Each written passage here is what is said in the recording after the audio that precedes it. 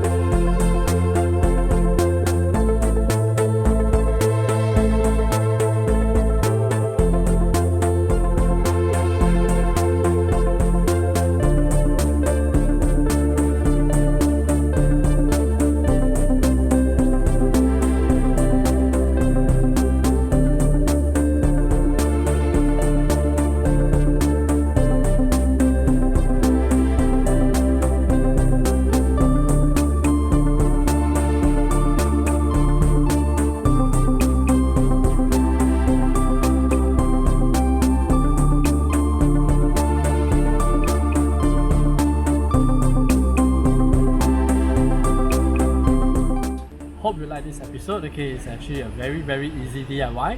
So remember guys, okay, stay safe, stay healthy, okay, and remember to like and subscribe.